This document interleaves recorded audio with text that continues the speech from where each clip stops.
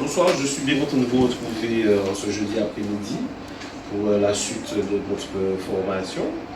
J'espère que vous toutes vous allez bien. Oui. D'accord, donc pour commencer sur notre groupe WhatsApp, je vous ai mis un petit sondage. Donc j'ai vu que vous avez toutes répondu concernant la réforme qui sera votée pour le départ à la retraite de 64 ans. Donc maintenant que j'ai les statistiques, je vois que tout le monde est contre. J'aimerais avoir un petit avis rapide, un petit tour de table rapide pour savoir exactement vos convictions par rapport à ça. Marie-Pierre?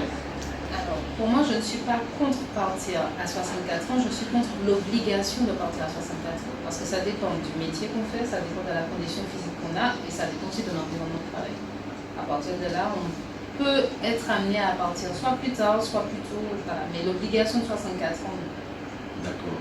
Maëlie, tu en penses quoi? Justement, j'ai pas répondu parce que je suis contre et en même temps pour, en fonction du métier. Pour moi, un homme qui est sur un sentier ne peut pas partir à 64 ans. C'est pas possible. Je suis contre, tout simplement. Contre, tout simplement. Tu n'as pas d'avis particulier. Elle ne veut pas travailler jusqu'à 64 ans. Et toi, Moi, je suis un peu d'accord avec Marie-Pierre et aussi sur le fait que, ok, on vit plus vieux, mais on vit pas forcément en meilleure santé. Donc, ça te rejoint en fait, c'est que les gens à 64 ans, ils n'ont plus forcément l'état de santé pour travailler, quoi. Je vous remercie de toutes ces notions que vous avez dégagées sur la nouvelle loi de départ à la retraite à 64 ans. Cela me permet de constater votre motivation à établir un parcours jusqu'à la retraite professionnelle bien établi.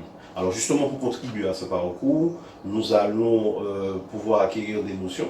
Donc nous avons une séquence de pathologie et de terminologie médicale aujourd'hui. Donc cette séquence, je vous rappelle sur le document que je vous ai remis. Donc à l'issue de cette séance, l'objectif est que vous soyez capable d'établir le dossier des usagers et de coordonner les opérations liées à ce parcours. Dans cette séquence, nous allons retrouver cette séance d'aujourd'hui qui est une séance où vous serez capable, à l'issue, lors d'un QCM, de nommer des notions d'endocrinologie, diabétologie et la nutrition qui est associée. Et puis, vous êtes bien entamé dans votre processus de projet professionnel. Alors, pour y parvenir, nous allons continuer nos séances pour que vous puissiez acquérir les connaissances qu'il faut. Alors, notre séance d'aujourd'hui concernant l'endocrinologie, la diabétologie et la nutrition, nous allons commencer par un petit PowerPoint avec des explications sur le système endocrinien. Donc, comme vous le voyez dans la projection, vous avez le schéma du système endocrinien où vous voyez en fait les 4 organes qui porteurs des glandes pour fabriquer les hormones.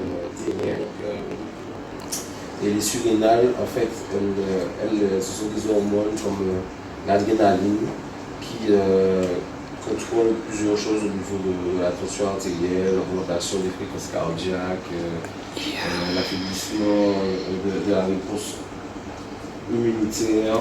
Et voilà. Et aussi vous avez l'aldostérone qui régule l'homéostasie et la pression sanguine. Enfin, vous avez le pancréas. Quand vous regardez le pancréas, ça a l'air de ressembler un peu à une Christophine, mais elle se trouve dans le duodénum. Et c'est une partie plus applicative. Donc on va faire un petit quiz pour voir ce que vous avez retenu de la séance. Et comme on doit, c'est compliqué avec une connexion internet, comme on doit utiliser le numérique, donc vous avez la possibilité de vous aider de vos portables si vous voulez